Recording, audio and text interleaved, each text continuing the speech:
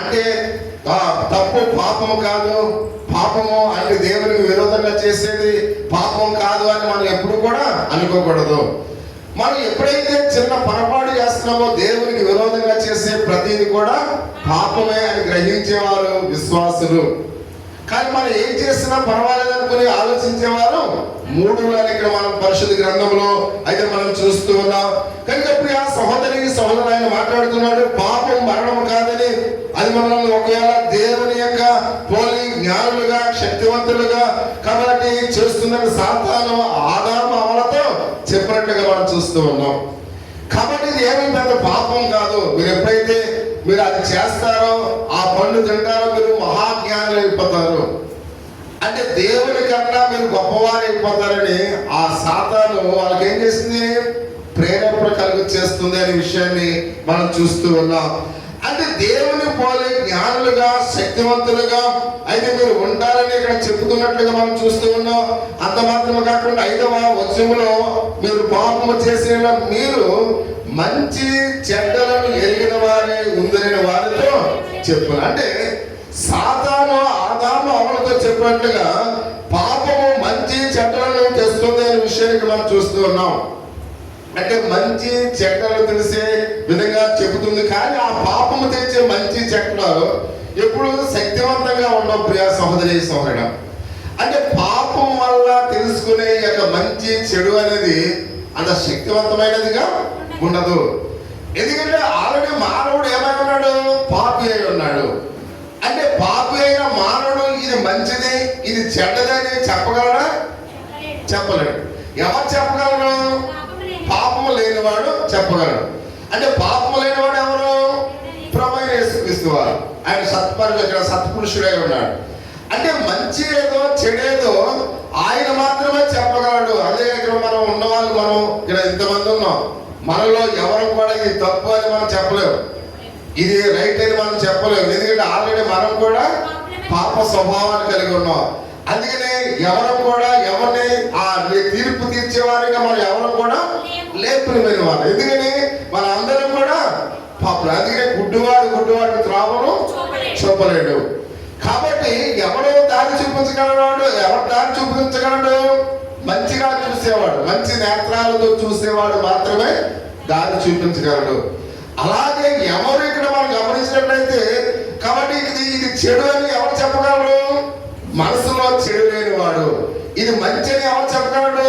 మనసులో చెడు లేనివాడు. అంటే దేవుడు మాత్రమే చెప్పగలడు. కానీ కాబట్టి మంచి చెడులు అని చెప్పే సామర్థ్యం గల ఈ శక్తి ఆదాము నుండి వచ్చిన అది అంత పనికి వచ్చేది కాదు. అందులో ఏమాత్రం కూడా శక్తి లేదు అనే విషయాన్ని పరిశుద్ధ లేఖన భాగంలో మనం చూస్తూ ఉన్నాం.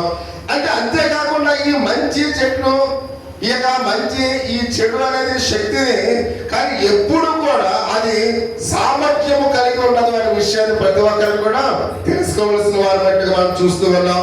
కానీ ఈ లోకంలో యేసుక్రీస్తు వారు మాత్రమే శక్తివంతుడు. ప్రియమైన వారు, ఆయన మాత్రమే శక్తివంతుడు. ఆయన మాత్రమే మన జీవితాలు. ఎందుకంటే ఆయన పాపము లేనివాడుగా ఉన్నాడని 2వ కొరింథీయులకు రాసిన పత్రిక 5వ అధ్యాయం 21వ వచనంలో మనం చూస్తూ ఉన్నాం. ఎందుకంటే ఆయన పాపము లేని వ్యక్తిగా ఉన్నాడని పరిశుద్ధ దేవుని లేఖన భాగంలో మనం చూస్తూ ఉన్నాం. కావున దేవుడు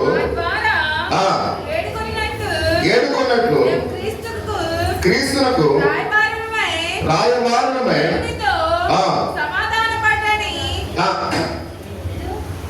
ఎప్పుడు కూడా అమావాస్య నేను వాక్యంలో చెప్తున్నప్పుడు నీ మనసు అసలు పాయింట్ దగ్గరికి వెళ్ళిపోవాలి. ఇంకా అంత చదవకూడదు. అర్థమవుతుందా? ఎప్పుడు కూడా అంటే వినే కదా, ఎవరైనా కూడా వాక్యం వినేటప్పుడు మనం ఆ రెఫరెన్స్ చెప్పినప్పుడు ఆ కరెక్ట్ పాయింట్ దగ్గరికి వెళ్ళిపోయి అది ఒకటి మాత్రమే చెప్పేసారనుకోండి, మనకు త్వరగా టైం సేవ్ అవుతుంది అనమాట. కానీ అందుకే ఇక్కడ మనం చూస్తున్నాం 2వ కొరింథీయులు 5వ అధ్యాయం 21 వచ్చిన ఏమంటాడు అక్కడ,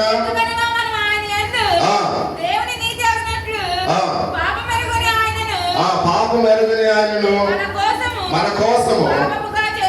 వెరీ గుడ్. అంటే ఆయన పాపము లేనివాడుగా ఉన్నాడు. కేవలం మన కోసం పాపిగా చేయబడ్డాడు తప్ప ఆయన ఏమి లేదు, పాపము లేనివాడుగా ఉన్నాడు. కానీ అందుకనే మనం చూసుకున్న ఆదాము అవ్వలు ఉపయోగించే అదే శోధనలు కూడా సాతాను మీ మీద కూడా ఉపయోగించుకోకుండా మనం చూసుకోవాలి ప్రియమైన వాళ్ళ. సాతాను ఆదాము అవ్వలను ఏ విధంగా శోధించిందో ఈ రాత్రి మనల్ని కూడా అలాగే శోధించకుండా మనం జాగ్రత్తగా ఉండాలి. అంటే ఇక్కడ సాతాను ఎప్పుడు కూడా శోధనకు గురి చేయడానికి ప్రయత్నం చేస్తూ ఉంటది. కానీ దాని నుండి మనం ఏం చేయాలంట, తప్పించుకోవడానికి మనం ప్రయత్నించవలసిన వారినట్టుగా మనం చూస్తూ ఉన్నాం. అది దేవుని చేత ఇవ్వబడిన ఆజ్ఞలు మనకు ఎలా ఉన్నాయంట, మేలుకరంగా ఉన్నాయి. అది ఒక కంచె వలె ఉంది ప్రియా సహోదరి సహోదరుడా. మీకు అర్థమవుతుందమ్మా? దేవుడిచ్చిన ఆజ్ఞలు ఎప్పుడైతే గైకొంటావో, వాటిని ఎప్పుడైతే నువ్వు అనుసరిస్తావో, అది నీకు చుట్టూ ఎలా ఉంది, కాంపౌండ్ హాల్ వల్ల ఉంది. మీకు అర్థమవుతుందా? అంటే ఇప్పుడు చూడండి, ఇప్పుడు కాంపౌండ్ హాల్ ఉందనుకోండి, మనకి ఏది లేదనుకోండి, కుక్కలని కూడా మన గుమ్మాలకి వస్తాయి, వెళ్ళిపోతాయి. పందులు వస్తూ ఉంటాయి, మామూలుగా గేదెలు వస్తూ ఉంటాయి, అన్నీ వస్తాయి. చుట్టూరు నువ్వు గోడ కట్టేస్తావు అనుకోండి, ఏదైనా వస్తుందా? ఏది రాదు. అంటే మన దొడ్డులోనికి రాకుండా ఉండాలంటే మన చుట్టూరు ఏం కట్టాలి? గోడ కట్టుకోవాలి. అలాగే సాతాను శోధన నీలోనికి రాకుండా ఉండాలంటే దేవుని ఆజ్ఞలు నువ్వు గైకొనాలి. నువ్వు దేవుని ఆజ్ఞలు ఎప్పుడైతే గైకొన్నావో అది నీకు చుట్టూరు ఎలా ఉంది, కంచెలోనే ఉంది. సాతాను యొక్క ఆలోచనలు కానీ, సాతాను నీ మీద అటాక్ చేయడానికి కానీ అవకాశం అనేది ఉండదు అనే విషయానికి మనం చూస్తున్నాం. అంటే సాతాను శోధనకు గురి కాకుండా ఉండాలంటే మన చుట్టూ దేవుని ఆజ్ఞని కంచి ఉండాలి. పరిశుద్ధ దేవునికి లేఖన భాగంలో మనం చూస్తూ ఉన్నాం. అందుకనే మాట్లాడుతున్న సహోదరి సహోదరు ప్రతి విషయంలో కూడా, ఎందుకంటే మానవులు ఈ భూలోక సంబంధమైన దేవుళ్ళు వెతుకుతూ తమ్ము ఏం చేస్తున్నారు, నాశనం చేసుకుంటూ ఉన్నారు. కాబట్టి అందుకనే ప్రియా సహోదరి సహోదరు ఆజ్ఞ మనకి ఇవ్వబడినట్లుగా మనం చూస్తున్నాం. ఆజ్ఞలు ఎందుకు ఇవ్వబడ్డాయి? మనం ఎలా బ్రతకాలి, ఎలా జీవించాలి, ఎలా నడుచుకోవాలి, ఎలా ఆరాధించాలి, ఇవన్నీ కూడా తెలియజేయడానికి ఆజ్ఞ మనకు ఇచ్చారు. అంటే మనం ఒక ఉద్దేశపూర్వకంగా దేవుని ఆజ్ఞ మనను నడిపిస్తూ ఉన్నాయి. కాబట్టి అందుకని ప్రతి విషయంలో కూడా ఆజ్ఞల ద్వారా ఒక చుట్టూ దేవుడు మన కంచె వేస్తాడు. ప్రియా సహోదరి సోదరుడా, దేవుడిచ్చిన ఆజ్ఞల ద్వారా మన చుట్టూ ఏమంటాడు, దేవుడు కంచె వేసినట్లుగా మనం చూస్తున్నాం. అందుకని ఆజ్ఞలు దీపముగా ఉండాలి. ప్రియా సహోదరి సోదరుడా, ఆజ్ఞలు ఎలా ఉండాలంట, దీపముగా ఉండాలి. అవే నీకు త్రోవ చూపించే విధంగా ఉండాలి. అందుకనే దేవునికి ఎన్నో మాట మనం చూస్తున్నాం. మానవుని పతనము మనకదే అనే విషయాన్ని ప్రతి ఒక్కరు కూడా గమనించాలి. ఈ రాత్రి మానవుని యొక్క పతనం ఎవరు కదా, మనకదే అనే విషయాన్ని మనం చూస్తూ ఉన్నాం. అది మన శోధనను మనకు తెలియజేస్తుంది. అది మన యొక్క పాపం మనకు చూపిస్తూ ఉంది. ఆదాము యొక్క అవ్వల యొక్క మన వల్లే ఉన్నారు అనే విషయాన్ని మనం చూస్తున్నాం. కానీ విశ్వాసం పాడు చేయడం సాతాను విజయం సాధిస్తాడు. ప్రియా సహోదరి సహోదరుడా, సాతాను ఏం చేస్తాడంట, విశ్వాసాన్ని పాడు చేయడంలో విజయాన్ని సాధిస్తూ ఉంటాడు. కానీ అందుకనే ప్రియా సహోదరి సహోదరుడు, మనం వారు పతనం అవడానికి ఎలాంటి వారు ప్లాన్ వేస్తున్నారా? వేసుకోలేదు. వారు పతనం అవడానికి ఏమైనా ప్లాన్ వేసుకున్నారా? లేదు. కానీ సాతాను వారి విశ్వాసాన్ని ఏం చేసింది, పాడు చేసినట్లుగా మనం చూస్తూ ఉన్నాం. అందుకనే ఈ లోకంలో ఈ యొక్క సాతాను శోధన ఒక భాగము కానీ పాపము కాదు అనే విషయాన్ని మనం గమనించాలి. శోధన అనేది పాపం కాదు, అది ఒక భాగము అనే విషయాన్ని ప్రతి ఒక్కరికి కూడా గమనించవలసిన వారి బట్టిగా మనం చూస్తూ ఉన్నాం. ఆదాము అవ్వలు ఆశపడ్డారు కనుక వాళ్ళు ఏమయ్యారు, పాపంలో పడిపోయారు. వాళ్ళు శోధన వచ్చినప్పుడు దాన్ని వ్యతిరేకిస్తే పాపంలో పడేవాడు కాదు. అంటే శోధన అందరికి వస్తుంది, కానీ వాళ్ళు ఆశించారు కనుక వాళ్ళు ఏమయ్యారు, పాపంలో పడిపోయారు. కాబట్టి నేను శోధనలు అనేక మంది అనేక విధాలుగా నేను శోధించినప్పుడు కూడా నువ్వు తలవక్కకు, అది రైట్ రాంగో డిసిషన్ తీసుకోవడానికి దేవుడికి సామర్థ్యం ఇచ్చాడు. అందుకనే ఇప్పుడు మన ప్లేట్లో ఏదైనా పట్టుకొచ్చి తినేమంటే ఏదైనా తినేస్తాం, మనం తినం. అలాగా నేను తెలియక పాపం చేశానంటే అనుకోని చెప్పు తీసుకుంటాను. ఎందుకంటే ఎందుకు తెలియదు, తెలియక దేవుడే నీకు సామర్థ్యాన్ని ఇచ్చాడు. అది చేయొచ్చో చేయకూడదు దేవుడి సామర్థ్యాన్ని ఇచ్చాడు. కాబట్టి అందుకని ఆ సామర్థ్యాన్ని ఉపయోగించుకోవాలి. కాబట్టి ఉపయోగించుకోకుండా నువ్వు శోధనలో పడిపోతే, ఆ శోధనలో నువ్వు ఆశ కలిగితే ఏమవుతావు, అప్పుడు పాపంలో పడిపోతావు. కానీ అందుకనే నన్ను వాళ్ళ పాపంలో నడిపించారండి, వేరే పాపంలో నడిపించారన్నది చాలా తప్పు ప్రియా సహోదరి సహోదరుడా. అది ఆలోచించే సామర్థ్యాన్ని దేవుడు ఈ రాత్రి మీకు ఇస్తూ ఉన్నాడు. కానీ అందుకనే ప్రతి ఒక్కరూ కూడా అయితే ఆదాము అవ్వల వల్లే మనం ఆశపడకూడదు అనే విషయాన్ని దేవునికి లేఖన భాగంలో మనం చూస్తూ ఉన్నాం. కనుక వారు దేవుని నమ్మటము మానేశారు కనుక వారి పాపము వారి మీద స్వతంత్రించుకుంది అనే విషయానికి మనం చూస్తూ ఉన్నాం. ఎప్పుడైతే వారు దేవుని విశ్వసించడం మానేశారో, దేవుని ఎప్పుడైతే వారు నమ్ముకోవడం మానేశారో, ఇక వారి యొక్క పాపమే వారి మీద ఏం చేస్తుంది, ఏలుబడి చేస్తుంది. పాపమే ఆదాము అవ్వలను ఏం చేస్తుంది, స్వతంత్రించుకుంది అనే విషయాన్ని పరిశుద్ధ గ్రంథంలో మనం చూస్తున్నాం. కనుక వారి హక్కుల విషయంలో దేవుడు వారిని మోసం చేయడానికి ప్రయత్నించాడని వారు అనుకున్నారు. ప్రియమైన వారు, ఆదాము అవ్వలు ఏమనుకున్నారు, అయితే దేవుడు మనల్ని కట్టడి చేస్తూ ఉన్నాడు, అది తినమంటున్నాడు, ఇది తినద్దు అంటున్నాడు. ఏంటి అంటే దేవుడు మనల్ని ఏం చేస్తున్నాడు, కట్టడి చేస్తూ ఉన్నాడు. మనకి ఏమాత్రం కూడా స్వాతంత్రం ఇవ్వటం లేదు. కాబట్టి దేవుడు ఏమంటున్నాడు, ఈ పండు తినకు, ఆ మధ్యలో ఉన్న తినకు అంటే దేవుడు నన్ను కట్టడి చేస్తున్నాడని ఆదాము అవ్వలు ఏమనుకున్నారు, దేవుని మీద తిరుగుబాటు చేయడానికి ప్రయత్నం చేస్తూ ఉన్నారు. అంత మాత్రమే కాకుండా కాబట్టి వాళ్ళు ఇక్కడ వారికి ఇష్టవచ్చినట్లుగా ఎక్కడ జీవించకుండా చేస్తూ ఉన్నాడని దేవుడి మీద చెడ్డగా అనుకున్నారు. ప్రియమైన వాళ్ళు ఏమనుకున్నారు, మా ఇష్టమైన బ్రతుకు మేము బ్రతుకుతాం అనుకుంటే, మా ఇష్టం వచ్చినట్లుగా మేము మాట్లాడవచ్చు అనుకుంటే, కాబట్టి ఇక్కడ దేవుడు ఏమంటున్నాడు, ఇలా ఉండకండి, ఇలా ఉండకుండా అని వాళ్ళని ఆయన ఏం చేస్తున్నాడు, అనేక విధాలుగా చెప్తూ ఉన్నాడు. కాబట్టి మా స్వేచ్ఛను ఏం చేస్తున్నాడంటే దేవుడు హరిస్తూ ఉన్నాడు. ఇక్కడ అందుకని మేము ఈ విషయాల్లో అంటే అక్కడ దేవుడు అడ్డుకుంటున్నాడు కనుక దేవుడు మమ్మల్ని ప్రేమించట్లేదని వాళ్ళు అనుకుంటున్నట్లుగా మనం చూస్తూ ఉన్నాం. ప్రియా సహోదరి సహోదర, కొన్ని సమయాల్లో కూడా మన పిల్లలు కూడా అలాగనే అనుకుంటారు. తల్లిదండ్రులు ఏమంటారా, మా అనుపమ అయితే సరిగ్గా కూర్చోరా, ఏ కాడ కూర్చున్నాడు, ప్రతి నిమిషం కూడా వాళ్ళకి ఏదో డైరెక్షన్ ఇస్తూ ఉంటారు. అందుకని వాళ్ళు ఏం చేస్తుంటారు, అలా చిరాకు పడిపోతుంటారు.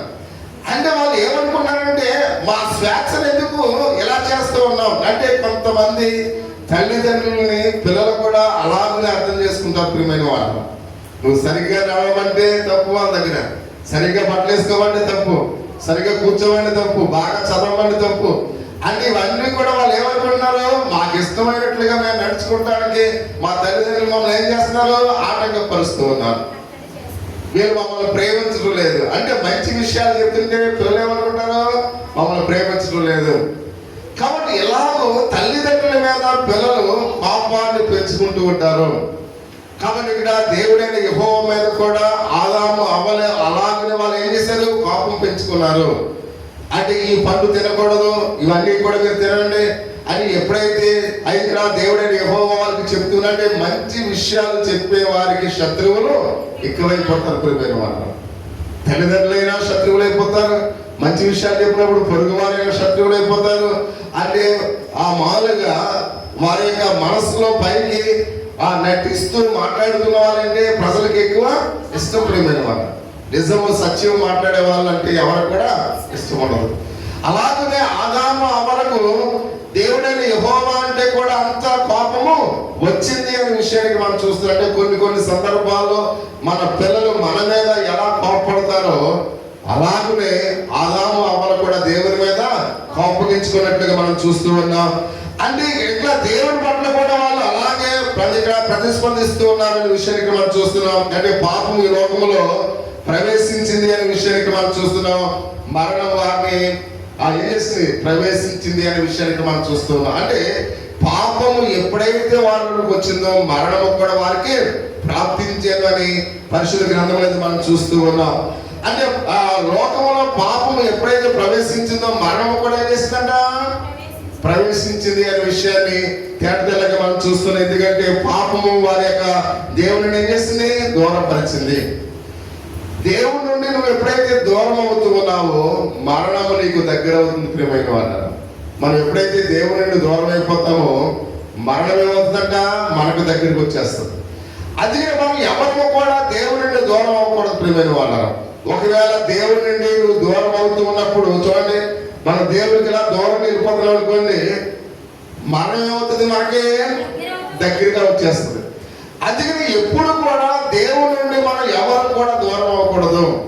ఇప్పుడు ఆదాము అవ్వలు ఏమయ్యారు, దేవుడి దూరం అయిపోయారు. దూరం అయ్యేసరికి మరణం వారికి దగ్గరైపోతున్నట్లుగా పరిశుద్ధ గ్రంథంలో మనం చూస్తున్న ప్రియమైన వాళ్ళరా, అది పాపము చేయకముందు ఆదాము అవ్వలు దేవుని ముందు భయపడి దాగున్నారా?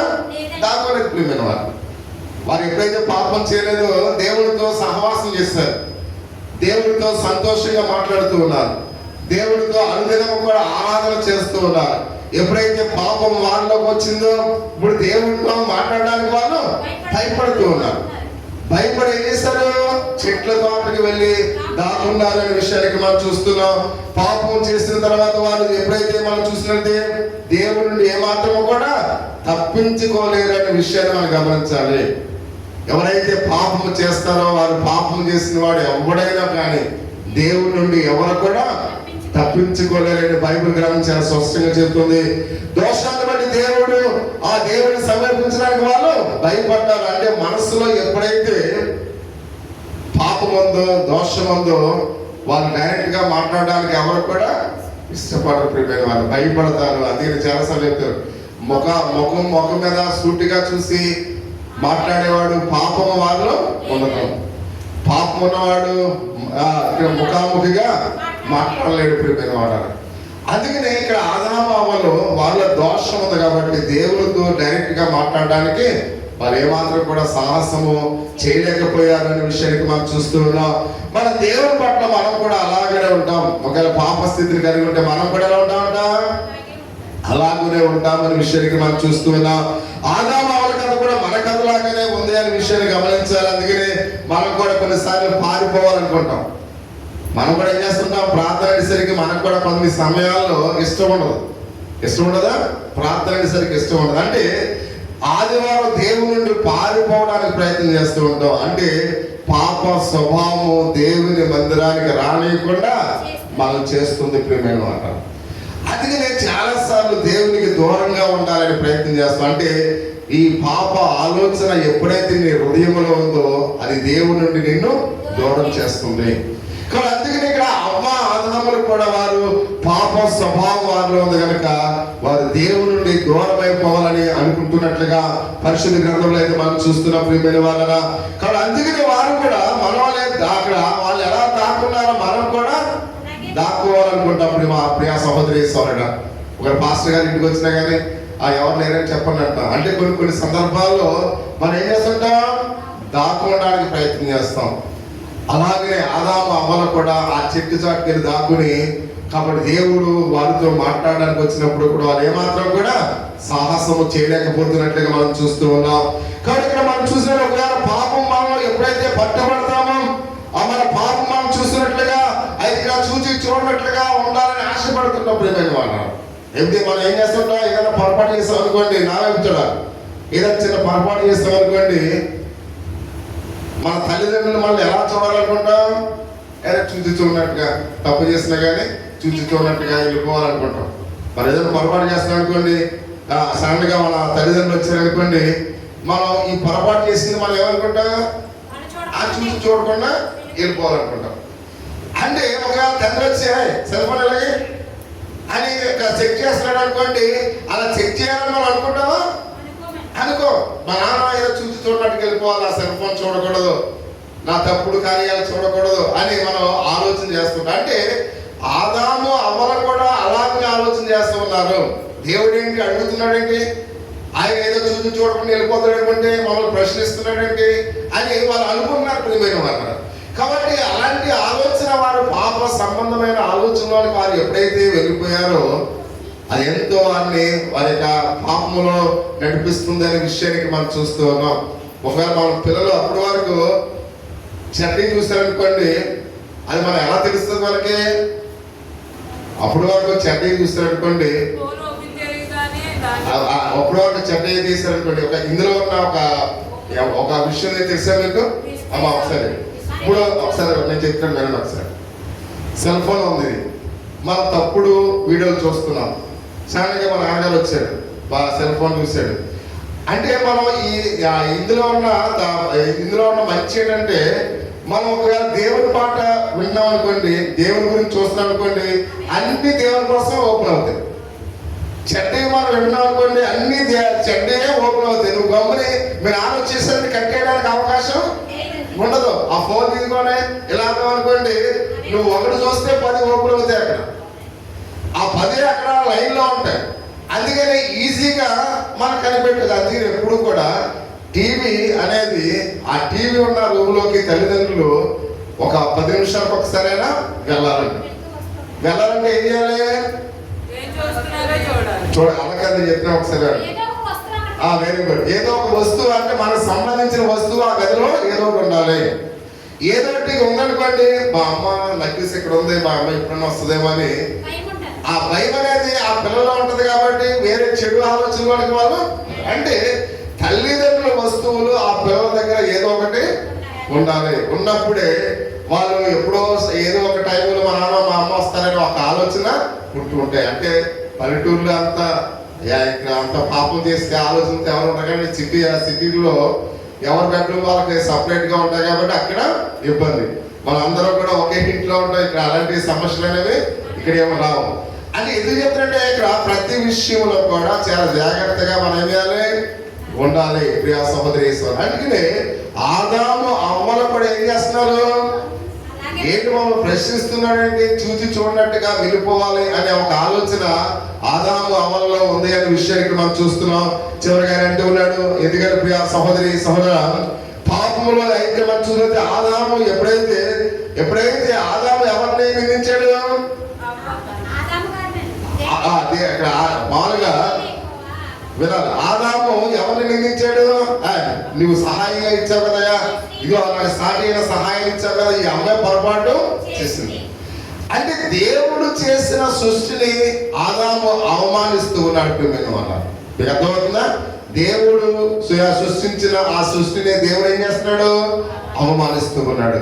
కాబట్టి అక్కడ అమ్మ దగ్గరికి వచ్చినప్పుడు అమ్మ ఏమంటుంది, నేను కాదు ఆ సర్పం. అంటే దేవుడు చేసిన ఆ సర్పము కూడా దేవుడు చేసిన సృష్టిలో ఒక భాగమే. అంటే ఇక్కడ అమ్మ కూడా దేవుని యొక్క సృష్టిని ఏం చేస్తుంది, అవమానిస్తూ ఉంది. కాబట్టి ఒకరికి అంటే నేను కాదని నిందలు వేరొకరి మీద వాళ్ళు మోపడానికి ప్రయత్నం చేస్తున్నారు. చాలా మంది చూడండి, మనం చేసిన పొరపాట్లు ఏం చేస్తుంటాం, మన పక్క వాళ్ళ మీద వేసేస్తూ ఉంటాం. కానీ అందుకని ప్రతి విషయంలో కూడా చాలా జాగ్రత్తగా మనం ఆలోచించాలి. అంటే మనం మన పక్క వారిని అవమానించట్లేదు, కానీ ఎవరిని అవమానిస్తున్నాం, దేవుని అవమానిస్తూ ఉన్నాం. ఎందుకంటే మన పక్క వాళ్ళని కూడా సృష్టించింది ఎవరు, దేవుడే.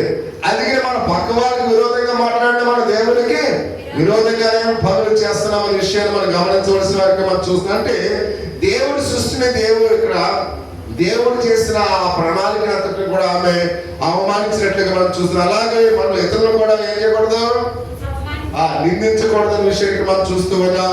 దురాశకు నేనే బాధ్యుడని చాలా మంది అంటుంటారు. నా పేదరికమే ఈ కష్టాలకు పాలైందని చాలా మంది ఏం చేస్తుంటారు, ఆ పేదరికం మీద ఆ నేరాన్ని మోపడానికి ప్రయత్నం చేస్తారు. అంటే నేను చేశాను తప్పని ఎవరు కూడా ఒప్పుకోవడానికి ఇష్టపడరు. ఏదో ఒక కారణాన్ని, ఏదో ఒక ఆలోచన వాళ్ళు అక్కడ వారికి చేసిన పొరపాటు వాటి మీదకి నెట్టివేయడానికి చూస్తూ ఉంటారు. మనం చూస్తున్నాం. చివరిగా మన కథ ముగింపు ఇది కాదనే విషయాన్ని మనం తెలియాలి. ప్రియమైన వాళ్ళు, ఇప్పుడు దాకా మనం విన్న ఈ కథ కంక్లూజింగ్ ఇది కాదు, ఈ ముగింపు ఇది కాదు. అంటే దీని యొక్క ముగింపు ఏంటంటే మానవుని యొక్క పతనము మార్పు లేని దేవుని యొక్క ప్రేమను తెలియజేస్తుంది. ప్రియమైన వాళ్ళ, మానవుని యొక్క పతనము మార్పు లేని దేవుని ప్రేమను తెలియజేస్తుంది. అందుకని ఇక్కడ ఆయన మాట్లాడుతున్నాడు. అక్కడ ఆదాము అవ్వను కోరిన దేవుడు ఏం చేస్తాడు ఇక్కడ మమ్మల్ని గుర్తుంది. ఒకసారి మనం చూస్తూ ఉన్నాం. దేవుడు వారిని వెతుక్కుంటూ వెళ్ళాడు. ప్రియమైన వాళ్ళ, అంటే దేవుడిని వెతుక్కుంటూ ఆదాము అవ్వలు వచ్చారా, రాలేదు. మరలా దేవుడే వాళ్ళని వెతుక్కుంటూ వెళ్ళినట్లుగా మనం చూస్తున్నాం. అంటే వాళ్ళు పాపం చేస్తారని తెలుసు, తప్పు చేస్తారని తెలుసు, అయినప్పుడు కూడా దేవుడు వాళ్ళు విడిచిపెడుతున్నాడా, విడిచిపెట్టలేదు. కాబట్టి విడిచిపెట్టకుండా మరలా వాళ్ళ దగ్గరికి వెళ్ళి వాళ్ళు ఏం చేస్తున్నాడు, పిలుస్తూ ఉన్నాడు. ఆదాము ఎక్కడ అని పిలుస్తూ ఉన్నట్లుగా మనం చూస్తూ ఉన్నాం. అంటే ఇక్కడ సహోదరి సోదర మనం చూసిన పాపాన్ని వాళ్ళు ఏమాత్రం కూడా వాళ్ళు పాపాన్ని ఒప్పుకుంటున్నారా, ఒప్పుకోవడం లేకుండా వాళ్ళు దాక్కున్నారు అనే విషయానికి మనం చూస్తూ ఉన్నాం. దేవుడు చేసిన దాన్ని ఒప్పుకున్నట్లుగా చేశాడు. ప్రియా సహోదరి సోదరుడు ఎలా చేశాడంటే దేవుడు ప్రజలందరితో ఆయన సహవాసం కలిగి ఉండాలని ఆశపడుతూ ఉన్నాడు. మనం పాపులమైనప్పుడు కూడా దేవుడు ఎవరితో ఉండాలనుకున్నాడు? మనతో ఉండాలనుకున్నాడు. ఎంత గొప్ప భాగ్యం ఒకసారి గమనించాను. మనం అపరాధం చేసినప్పుడు కూడా, పాపులమని మనం చేసినప్పుడు కూడా ఇక్కడ యేసయ్య మనతో సహవాసం చేయాలని ఆశపడు. అందుకనే ఈరోజు ఈ రాత్రి మనతో ఎవరున్నారు? యేసయ్య ఉన్నాడు. నిజంగా వాస్తవంగా మనం పాపులమని తెలుసు, మన అపరాధములని తెలుసు, అయినప్పుడు కూడా ఆయన నీతో, నాతో, మనతో ఈ రాత్రి సహవాసం చేస్తున్నట్లుగా మనం చూస్తూ ఉన్నాం. కానీ అందుకే దేవుడు ప్రజలతో ఆయన ఏం చేస్తున్నాడట? సహవాసం చేస్తున్నాడు. ప్రియమైన వారందరూ, దేవుడి యొక్క మానవుడి మధ్య ఆ అడ్డుగోడ ఉందని మనం తెలుసుకోవాలి. దేవుడికి మనకి మధ్య ఏముంది? అడ్డుగోడ ఉంది. అది ఏ గోడ?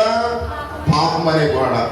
కాబట్టి ఆ పాపం అనే గోడను మనం తీసివేస్తే దేవుడు మనతో సహవాసం చేస్తాడు. ప్రియమైన వాళ్ళు, అంటే ఈ రాత్రి ప్రతి ఒక్కరూ కూడా, ప్రభువా నీకు నాకు మధ్య అడ్డుగోడగా ఉంది, దేవుని ఆశీర్వాదములకు అడ్డుగోడగా పాపం ఉంది, మన ఎదుగుదలకు ఇక్కడ అడ్డుగోడగా పాపం ఉంది, మన వ్యాధులకు అడ్డుగోడగా పాపం ఉంది, మన బాధలకు అడ్డుగోడగా పాపం ఉంది, మన చింతలకు అడ్డుగోడగా పాపం ఉంది, మన సమస్యలకు అడ్డుగోడగా పాపం ఉంది. కనుక ఈ రాత్రి ఆ అడ్డుగోడను మనం తీసివేస్తే దేవుడు మనతో సహవాసం చేస్తాడు.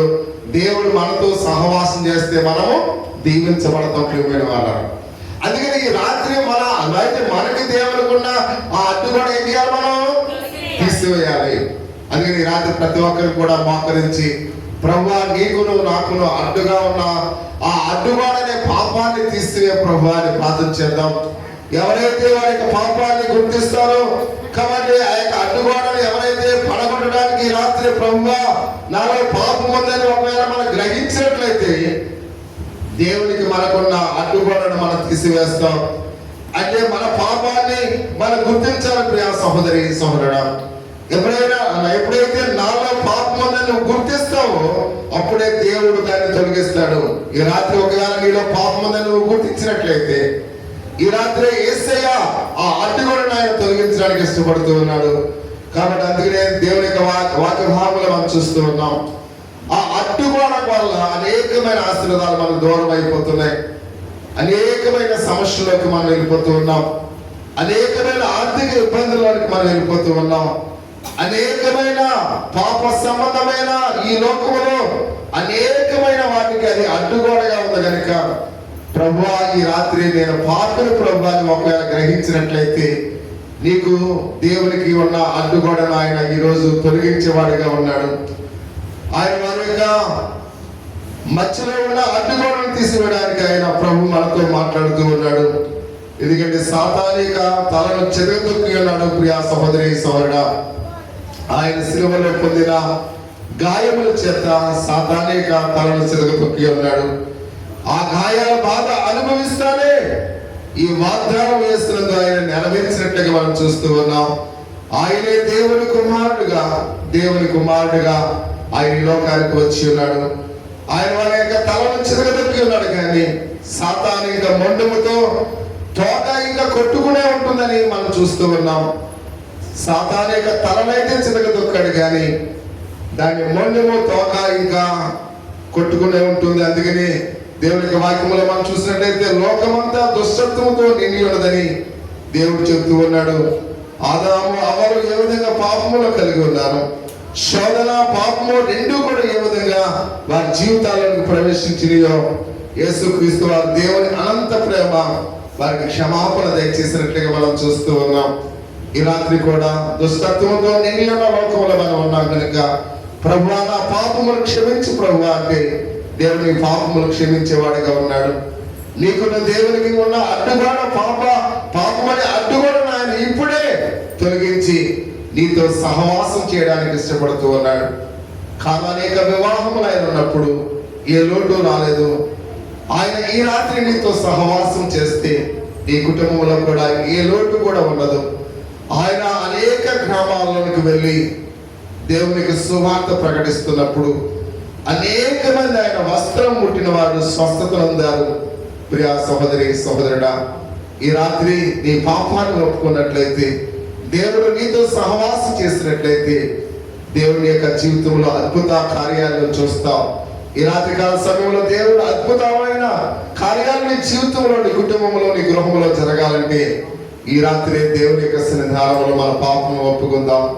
ప్రియ సహోదరి సహోదరుడా, హృదయ ప్రేరేపణ కలిగిన వారు ఎవరో ఒకరు ప్రార్థించవలసిందిగా తెలియపరుస్తూ ఉన్నాము. సహోదరుడు